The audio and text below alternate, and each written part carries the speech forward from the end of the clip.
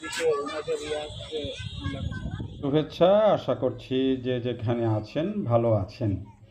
এটি এই যে দারুণ কালারের যে ফলটি, এই ফলটি এখন কম বেশি সবাই চেনেন।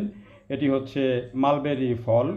আমাদের দেশীয় ভাষায় যেটিকে তুত ফল বলা হয়ে থাকে এবং এটি অনেকের কাছেই পরিচিত। যদিও আগে তুত ফল খুব বেশি পরিচিত ছিল না, কিন্তু ইদানিংকালে তুত ফল নিয়ে নানা ধরনের ভিডিও, তুত ফলের উপকারিতা এবং এগুলো কিভাবে চাষবাস করা যায় এবং বাণিজ্যিকভাবে চাষ শুরু হওয়ার কারণে এখন কিন্তু অনেকেই এই তুত ফলটি চিনেন। এই যে আমি গাছটি দেখাচ্ছি, এটি হচ্ছে আমাদের এক কলিগ মানোয়ার খান। তার ছাদের উপরে তিনি একটা গাছ লাগিয়েছেন এবং সেই গাছেই কিন্তু খুব বেশি যত্ন করেননি তিনি, তারপরেও কিন্তু মাশাল্লাহ অনেক ফল ধরেছে। যদিও এটি পরিপূর্ণভাবে পাকেনি এখনও।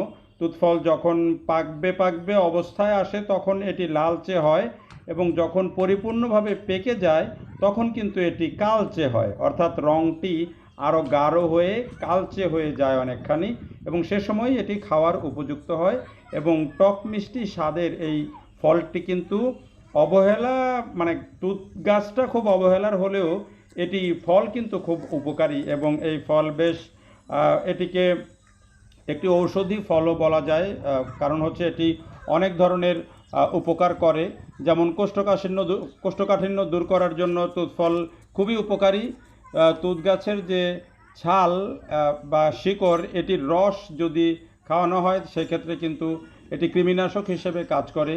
আর এই তুত ফল তো প্রচুর পরিমাণে ভিটামিন সমৃদ্ধ, এটি বায়ুনাশক, এমন নানা ধরনের উপকারিতা এই তুত ফলের রয়েছে। আর প্রশ্ন হচ্ছে যে এই একটি গাছের ভিডিও আমি কেন দিচ্ছি এই কারণে যে এই যে ছাদের মধ্যে একটা গাছে এই পরিমাণ ফল ধরেছে এবং তুত ফল কিন্তু বলতে গেলে সারা বছর ধরেই হয়। আবার আরও মজার বিষয় হচ্ছে যে এই তুত ফলের গাছ লাগানো বা এটি যত্ন করা একেবারেই সহজ। আপনি যদি ডাল কেটে জাস্ট বারান্দার টবে মাটিতে পুঁতে রাখেন, সাথে যদি একটু ভার্মি কম্পোস্ট দিয়ে দিতে পারেন, তাহলেই কিন্তু এই তুত ফলের গাছ সুন্দর মতো হয়ে যায় এবং অনেক সময় পাতা গজানোর আগে ফলের জন্য ফুল চলে আসে। অর্থাৎ এটি এত সহজ, একটু যত্ন করলেই, একটু নিয়মিত পানি দিলেই কিন্তু আপনি এই যে বারান্দার মধ্যে বা ছাদের মধ্যে অনায়াসেই কিন্তু এই ফলটি পেতে পারেন, যেমনটি আমাদের এই কলিগ পেয়েছেন।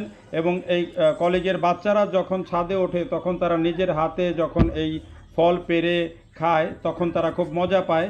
এ কারণে এটি গুরুত্বপূর্ণ যে বাচ্চারা যদি কখনো ছাদে যায় বা বারান্দায় যদি এরকম একটি ফল হয়, সে যদি নিজে এটি যত্ন করতে পারে এবং এখান থেকে ফল হয়, তাহলে কিন্তু বাচ্চাদের মধ্যে ওই গাছের যত্ন সম্পর্কেও একটা ভালো ধারণা তৈরি হবে। তো আপনিও সুযোগ থাকলে বারান্দায় বা ছাদে এমন একটি তুত ফলের গাছ লাগান।